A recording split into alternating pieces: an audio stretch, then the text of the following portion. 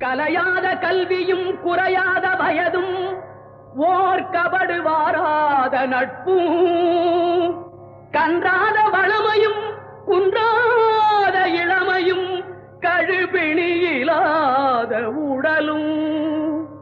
தலியாத மனமும் அன்பு அகலாத மனைவியும் தவறாத சந்தானமும் தாழாத கீர்த்தியும் மாறாத வார்த்தையும் தடைகள் வாராத கொடையும்